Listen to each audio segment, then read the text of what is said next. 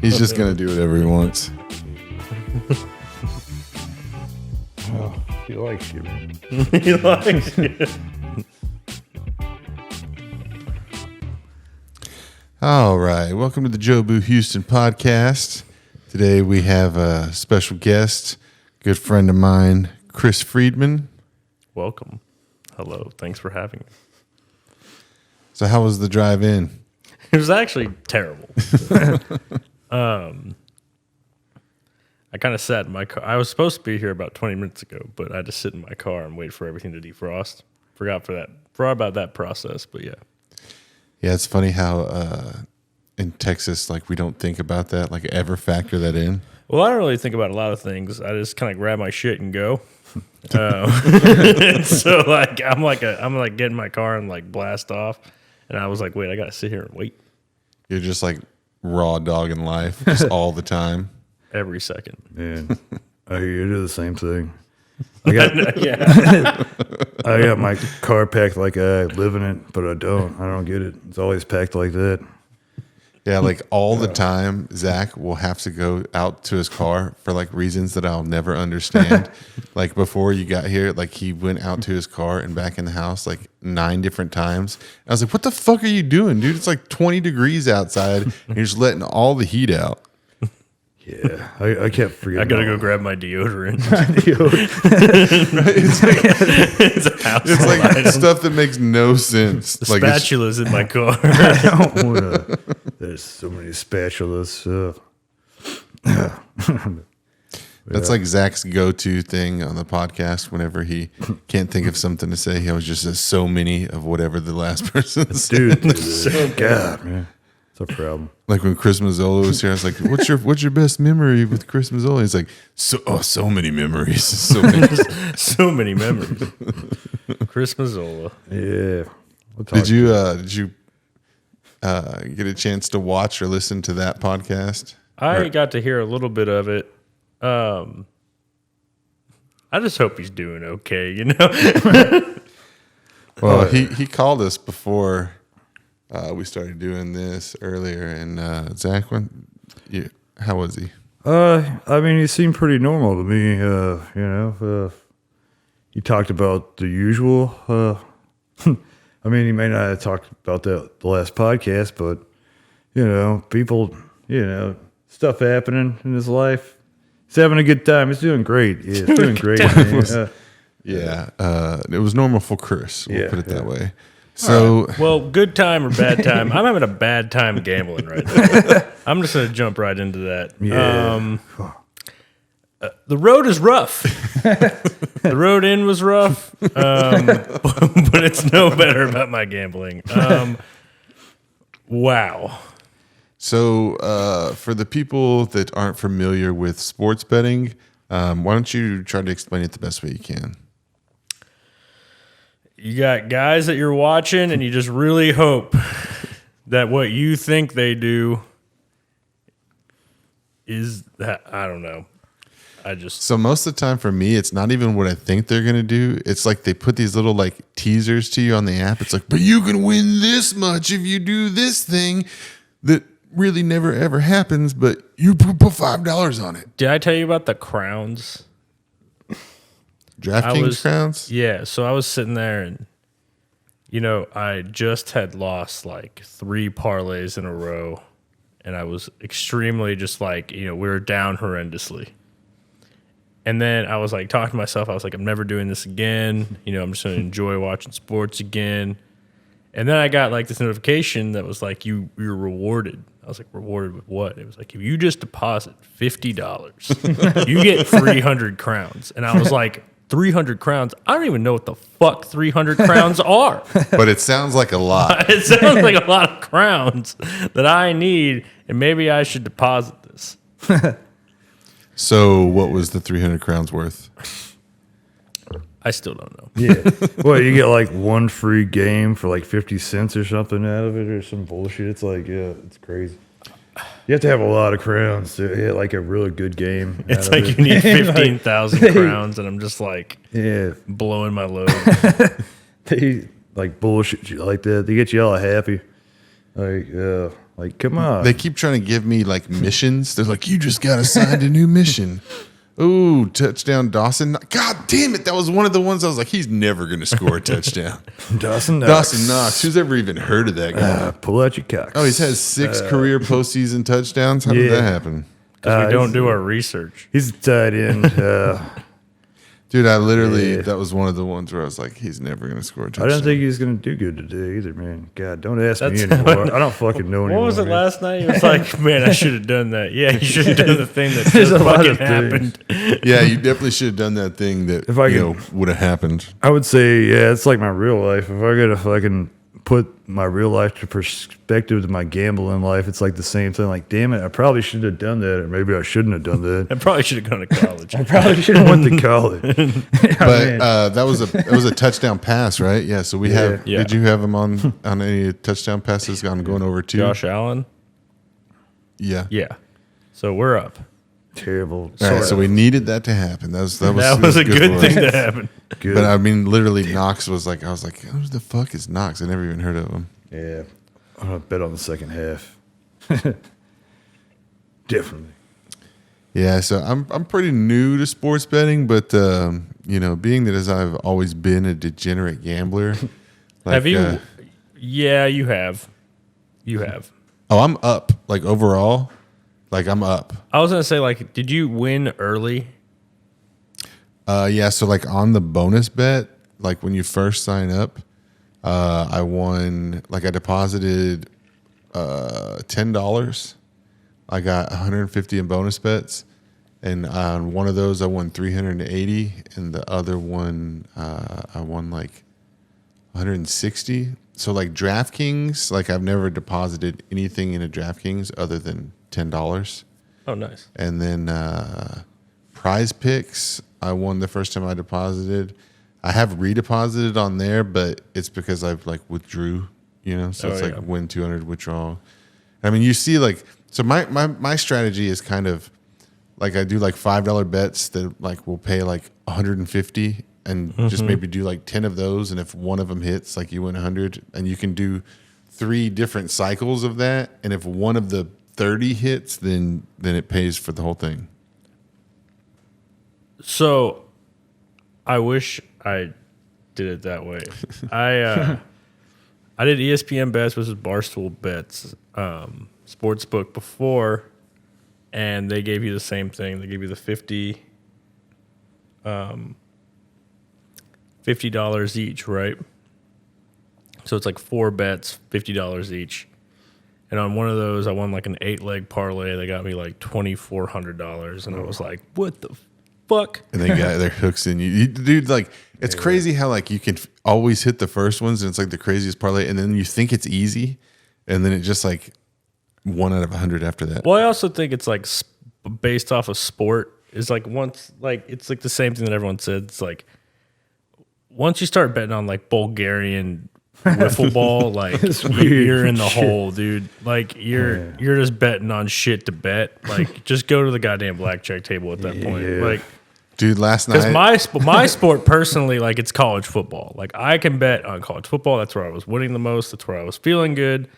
And then like then Sunday would hit, and then I would just lose everything. Oh yeah, I was killing it on college football. But college football was great. But with college football, like I understand college football, and specifically like Michigan games. Like I know the stats on a Michigan game without having to look it up. I'm like, Blake Corum, he's going to be good for between 85 and 110 yards, like on average. And he's going to get a touchdown. Yeah, he's going to get a touchdown, possibly 2. Like I actually wish that I had bet more of the 2 touchdown games, because like in the home stretch, like the last 3 games, he had 2 touchdowns each. Yeah. But then you move into like NBA basketball, and you're just like, what the fuck is going on? Well, like the thing that keeps getting me with NBA basketball is like, so I will pick a person, right? And they'll get it. And then I'll pick them again, and they'll get it. And I'll pick them again, and they get it. And then like So I'm like, well, fuck, like I'm doing this guy, like he's the sure thing, and then you do one, and then like say it's 5 legs, and you'll hit 4 of them, and the one that doesn't hit will be the guy that's been like dependable for you for the last 5 of them. Like it just seems to be how it always goes. Yeah, I mean, honestly, I think it's all rigged. It's rigged, man. The most I agree. rigged shit happens. 100%. Dude. It really is. It's crazy. Like I bet on guys, and the circus music just goes. Like, No, dude, like I really like never thought that sports was rigged until I started betting on it. And I was like, oh, like so many people made the same bet that I did over the thing, and like we're all about to win. And then it's like, oh, sorry, like we're hitting the under on this one game that definitely should have been the over. Everybody loses. I mean, over under, like there's that, but then it's just like, it's like James Harden the other night with you, where we're talking and he's going up to do a layup, and he just like does this behind the back under the leg Oh my god, pass. dude, don't get me started. And so it's like, yeah, you bet on these people and they just completely fall apart, and then you fall apart, and then you just have to wait till next week to do it again. Oh no, it's like the triple double with the other day where it's like Jokic, yeah, Jokic. one off. So no, and he had everything. Like in the first quarter, like he needed 12 rebounds. He needed I didn't do points, but he needed 12 rebounds, and then he needed the assist, and he got like the assist and everything, and then it's like he just was like one off, like for the triple double. just one. Like I was saying before, I didn't really want to talk about music at all, but I all right. Look, so I've been in music for how long? Because when was the first native? Well, I would consider the fact that you helped out with the first native, like the beginning of it. So that was 2011. Jesus. God, Makes man. you feel old. Yeah, definitely do. Ugh. So for that extended period of time, being in the music industry, you have all your really good areas of working in the music industry, but there also is like a very ugly side, like especially like on the lower end where like people are trying to build themselves up, and it can become a very sour place. What do they call that? Like when you're like trying to climb, but you're pulling the person above you down. Like Yeah, it can be a very ugly place. And but my thought process was like, how can we get gambling into the music industry? how can you? Amazing. You probably should fucking do that Like, with me. no, I think Dude, I got that. I think you told me this. You're like how many the over and under on how many people are coming, like if they made a profit, like all this stuff. It's like, did they hit this amount? Like, how many people showed up? Did you hit your over? It was like, and Houston is considerably like a lot of people say it's like a C- market. You have places like Denver and New York where it's like, you got a guy naked with bongo drums, or you got Rick the Dick just.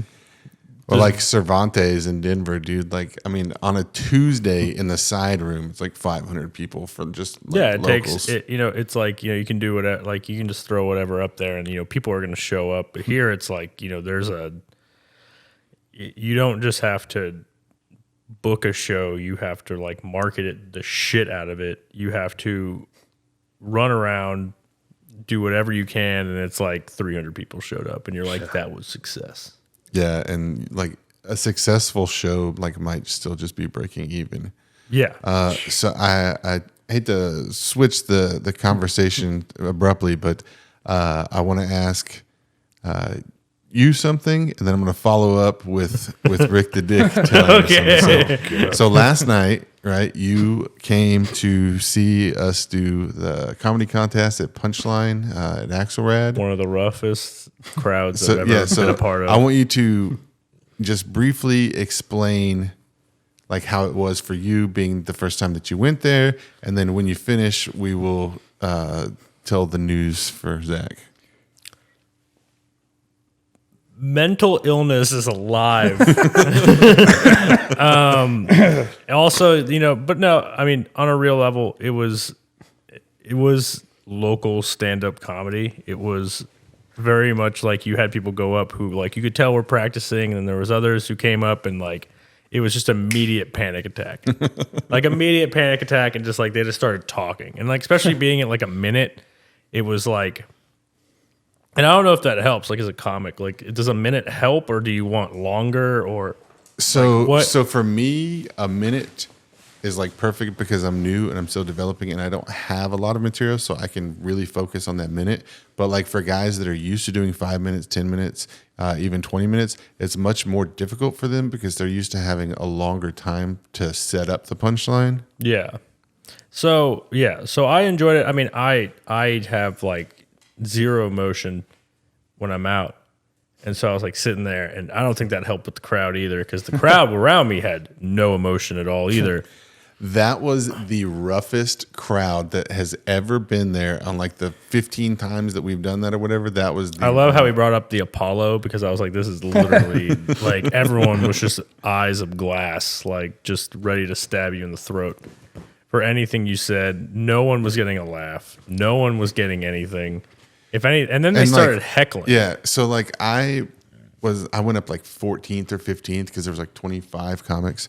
And so like I had just heard just crickets for everybody in front of me. So that actually makes me less nervous because I'm like, it's okay to suck. Like it's okay to not get laughs. So I was like, no one else. Yeah. Were people mad when they were going back? Not mad, but just like, oh my God, like just like kind of in shock. They're just like, wow, like I just bombed, or wow, like this crowd's so tough. Well, I'm going to let Rick the Dick take over from here. Yeah, so tell us the big news, Rick. What happened last night? I don't know what the fuck happened, honestly, but it was a good time. I won somehow. It's news to me. I was like, what? It was great, though. I appreciate the guys up there for letting us go up and do that mic all the time. They're awesome. Joe Navarro and Jeff Joe, man, it's awesome. It's just... Yeah, Zach won the comedy contest last night, which to me is a really big deal because we are so new in it, and a lot of the guys that you compete against, they've been doing it a very long time, and that was Zach's first time to make the final round, and they didn't even get the vote in the final round because the crowd just was like yelling from the back. It's like, just give it to Rick. For those of you who don't know, his stage name is Rick the Dick. So I'm sorry if we keep switching back and forth from calling him Rick to Zach. Yeah. But congratulations, Zach. That was Thank badass. you, man. I appreciate y'all. Yeah, I mean, it's the first time I've won anything in my life, like in a long time. So it was great. I didn't know how to respond to it at all. It was... Yeah, I know. By the annoying ass drive home, he was just like he's just like reeling the whole time. He's just like, oh, I could tell. He was like, I don't even know what the hell just happened. I was like, I know. It's crazy. Dude, okay, so tell us what happened with the heckler. You saw the heckler, right? So the crowd, oddly enough, kind of rallied together because everyone just started talking shit to us because we were just not laughing at all. Except for Rick the Dick. Like everyone just... Rick went up, he had his phone, and then he was told not to use his phone, and then he just killed it. Like we were just all proud of him. We really rallied around that. He got a standing ovation. Yeah, he got a standing ovation, and everyone else got like nothing. Like even at the end, like you had some good jokes, and then on the end, like they were like, "Do you want to vote for Mike Ryan?" And they were just like nothing. Yeah, that's what kind of like, it got me because like it was the roughest crowd ever, just crickets the whole time. And when I went up, like I had my tags were kind of hitting, my punchlines were kind of hitting. Like I got laughs, like in front of a very tough crowd. Like I got some laughs. Take that ball away from him. Sorry guys, the dog is messing with the squeak toy. Yeah, so like I like for no one to just like not at all, like not even a woo in the background, you know what I mean? Nothing. Yeah, that was wild to me, but like even others, and then like you had like groups of friends, but then you got to the finals, and you had homeboy from Greens Point, Bear from Greenspoint. Bear from Greenspoint, shout out to Bear, teaching me about Hey, no. the finances of selling crack. So he's going and he's really aggressive. So like, if you're heckling him, like you're gonna hear something. This guy in the back starts heckling him, and I'm like kind of hearing it, kind of not, and I'll get to that later. So Bear from Greenspoint starts, mouthing off to him in the back, kind of starting shit. And I think the host did a good job of being like, all right, you want to talk mess, come do a minute. And I was like, yeah, like go do a minute. Fuck yeah, like do that. Well, this person wobbles up. He doesn't have legs. No legs. Lieutenant Dan, you ain't got no legs. You ain't got no legs. I really wish I would have seen him before my Forrest Gump bit. Really investing in yourself. I love that. But no, so he goes up. He has no legs. Homeboy is in the back. Bear from Greenspoint already is in the back. So he's still talking shit. And he doesn't understand what has just occurred. The look on the host's face, dude, like when he saw, like he just instantly he felt so bad, and like so I saw him walking up there before anybody else, like as far as like that was involved. So I was just like, oh my God, and then I got to just like it was like it happened in slow motion, and like the reaction on like Jeff Joe's face was just like you just saw like. The feeling guilt just wash over him like a tidal wave. I just love it. Yeah, backstage you just hear like, man, fuck that motherfucker. He's like, you don't know you're talking shit to. And then he like, he gets on the mic. He can barely. Well, first he tried to take the mic. He tried to take the mic like aggressively, and I thought his leg fell off. Dude, yeah, I thought he was gonna fall off stage. Yeah, it was a magical moment in Houston comedy. Yeah. When I say that it was one of the craziest and funniest things I've ever seen in my life, like I'm not exaggerating. It was that good. But it was one of those things where like the entire, it was like, because you had people in that room. Like that room at a certain point, like you could not get a seat. You could not, like that room was, it wasn't just like a small crowd that was just difficult. It was a packed room. No, yeah, that's they do a pretty good job of packing that place out on Sundays. Yeah, so like it was a packed room, so it was like just very difficult. But a lot of people were leaving. But like for the people who stuck around, oh yeah, it was definitely a surprise ending. Like no, I don't think anyone thought that like that night was gonna have like a big pop. And it really did. Everyone leaving that place was just like head on face, like what the fuck just happened? Dude, it took a long, like it took at least an hour or two after we left for me to like fully process what happened. Like I was literally like just laying in bed, like trying to sleep, like did that really happen? Like that, and of course, that happens on a night where Rick the Dick wins. Like, and Rick, well, after that happened, everyone, like, he didn't want to, like, you could tell they didn't want to do any votes. Like, they didn't want to be there any longer because of what just happened. And so I think the back of the room, you or whoever, just started yelling Rick the Dick, and everyone was just like, you know what? It's Rick the Dick's night. He just, he takes it all in. We've been making jokes about that a long time, like Rick the Dick, and then it actually happened. And I was like, "Oh shit, what the hell?" It was like I always jokingly just chant that like every time we go there, and like it actually took off last night. I mean, somebody was like, "Do you really want to see a sign? You can't use that name. You really want to see a sign with that says Rick the Dick and your face on it?" And I thought about it. I was like, "Yeah, maybe. I guess so." So why don't you explain? Did he throw another touchdown pass? Kincaid. Oh, I think we had Kincaid, right? We had Kincaid. Other tight end. Yeah, both tight ends. Oh, and we had him for 2 touchdown passes, right? Yeah. Okay. So Zach, why don't you tell us the story of where the name Rick the Dick comes from? I was signing up as Rich the Dick, but we have Rich. Yeah, but Dude, calm. Dang. His middle name is Richard. Yeah. So, Dick right there. But we have a good friend's dad that we always called Rick the Dick, and and I started going by that. I mean, that's basically it. I mean, I could go into more detail about that guy. He's a great guy. I mean, I can't fucking. Oh my Hold God. it. Come on, kid. The fuck down. Come on, buddy. But yeah, no. Last week when I was on there, that's the funny part. I did basically like where I walked off like that off stage because for the vote, and it's the first time I ever got up there when everybody gets up there, and I went to get up and I got no like applauses or nothing, so I just left. I was like, that's it.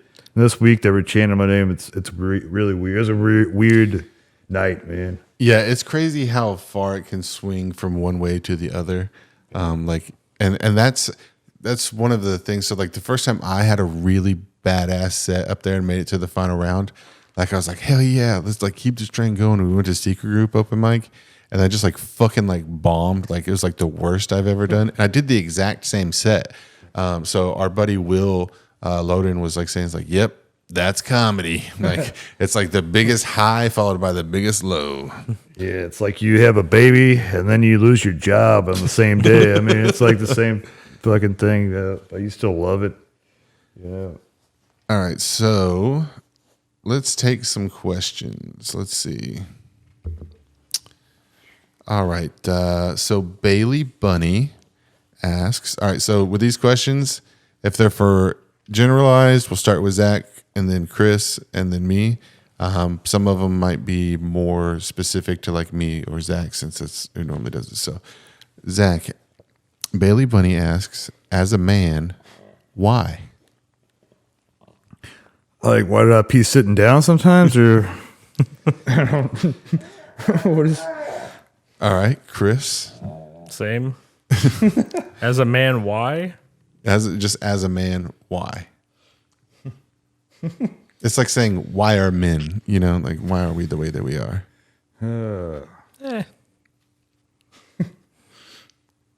Got a fucking what?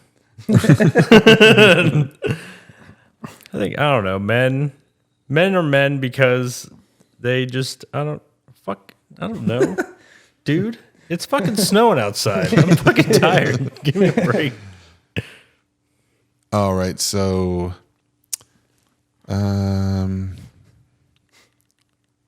there's a saying that I've heard. I don't know who said it, but so I think why, because all women are crazy, but all women are crazy, but a man made them that way. I totally disagree. That's so misogynistic. I'm going to get canceled for that. Sorry, guys. All right. What do you think about all the stories about giants on the Solomon Islands, Zach? Oh shit! Yes, it's pretty crazy. I don't know all the way about it, but giants. I mean, they were just to be a bunch of giants on one island, just fucking. I don't know. It's all. You see a bunch of giants on an island fucking? Yeah, You know what? dude. I go with that. Did they just score again? Yeah, I think so. No. Oh, no. 4th and 9. Yeah, I don't really know much about it. I should, but Guys, sorry about the all the huskiness going on in this video today. yeah. All right, Friedman, what do you think about the giants in the Solomon Island? Nothing. Yeah, I try not to as well. Miriam Williams. Oh, congratulations, Miriam, on starting a YouTube channel. Miriam Williams says, tell everyone to bring their animals inside. I don't have a question. Just do that with your platform. I brought Rick the Dick in. I'm definitely in here, and so is this dog today. God, he's always in here, but sometimes I get left outside, and I understand. So, I understand. thank My you, dog has Chris. just been barking at us to let him out the whole time because he loves the cold. But I have a husky. Everyone else, bring your fucking dog inside. Yeah. All right, B. Garza. What's some things people should keep on hand so they don't have to be scrounging for supplies during emergency situations? Maybe follow up with the benefits being prepared has for you and your close friends. Zach? Why is it good to be prepared? Oh, prepared. And Zach, just a reminder. So when you speak directly into the mic and look at the camera directly. Oh, good. Yeah, I'm never prepared. I don't know. I got so much shit in my car. You think I'd be prepared, but I'm not. Only thing I'm prepared for to do is drink. I mean, but yeah, you should be prepared for all kinds of shit. I didn't really. I forgot to switch the camera over to Zach, so it's just me reacting to what he's saying. That's okay. That works too. All right, Friedman. What was the question? We're not prepared. We're not prepared. You weren't prepared for this question. No, it's like about being prepared. Like things that you should keep on hand in case of emergency, and like has that ever helped you before? I think having a consistency of like having things on hand. It's like, if you just don't have water on hand at all times, like you should only have to go get X amount. Does that make sense? Yeah, we used to be really good about keeping bottled water here, and then well, even if you get like gallon jugs or like whatever the fuck you do, like, but if you like, if like chaos hits and it's like, what do you need? Everything. Like you're the problem. Yeah, not ready for doomsday at all. So consistency of the minimal things. So that whenever shit hits the fan, you only have to go grab a few minor things. All right, and then for me, I mean, I'm just kind of under the impression that just have lots of guns and ammo, and then you can just take whatever you need from your neighbor. Yeah, I was saying that. So this one's going to be for me and Friedman only. Friedman, when did you realize that Zach wasn't right in the head? This was asked by Dustin Boone. Motherfucker. So I had never met him yet, and he was drunk as shit at 10 a.m. and talking to you. And I was like, this guy is probably not okay. Yeah, we drove to Louisiana to place some bets, and we left super early, and Zach called me at 10 a.m. on his day off, just like fucking schnockered already. No comment. And for me, I think the moment that I realized Zach wasn't right there, because I've known him since we were so young. That When like did you meet him? When did y'all meet? I was like 13. He was like 15 or Okay. 16, or All I right. was 14 and he was 16.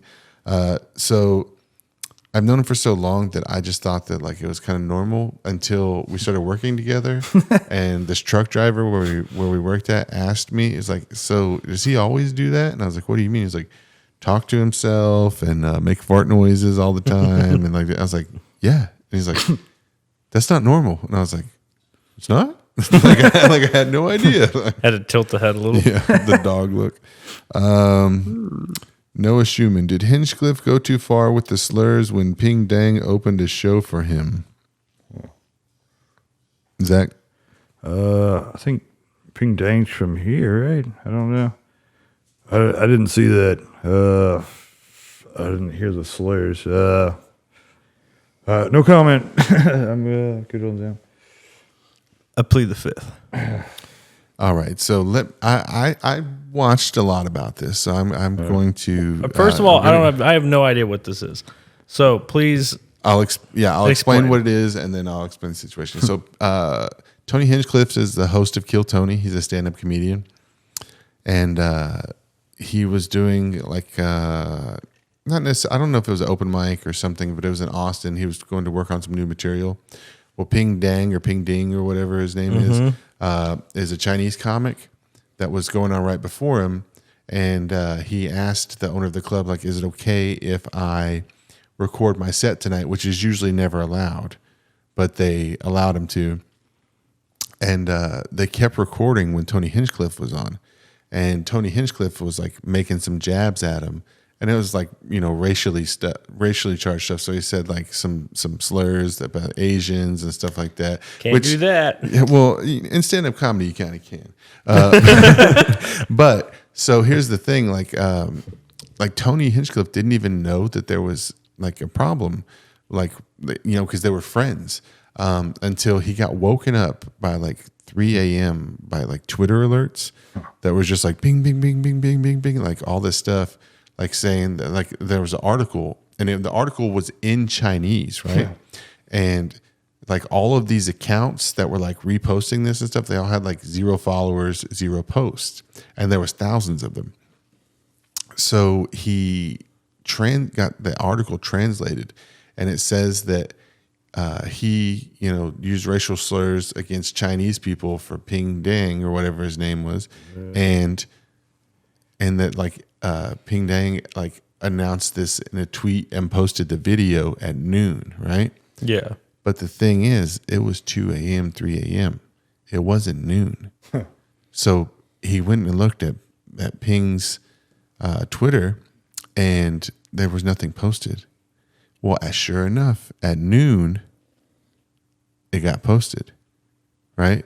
So literally what happened is considered espionage, because Ping Dang was working with the Chinese government to disrupt something going on in America. Oh, dang. So that's espionage. Like that is like literally he's a Chinese spy. He should be at Guantanamo Bay getting waterboarded right now. Like that's probably worse Who than the what fuck is asking these questions? A lot of people, man. Sometimes I don't know. I know the ones that are like, when did you know Zach's retarded? I'm like, who doesn't know that? Like everybody asks. That was Noah Schumann that asked that question. Oh. All right, last one. Mark Lopez says, moon landing, real or fake? Zach. I mean, there's like a lot of footage and shit. I don't know. I never watched it. I never got high enough to. I like to drink. Well, Zach, we're all fully aware that you like to drink. Yes or no? Was it real? no. I mean, yeah, it's real. They had to be real. They've been to the moon a bunch of times. I mean, come on, it's probably. I don't know. They have not. All right, Friedman. Did the moon landing happen? Absolutely happened. One more time. Absolutely happened. And I believe that it happened as well. All right, everybody. We are out of time. Thank you for listening to the Jobu Houston podcast. Good night. Oh, yeah.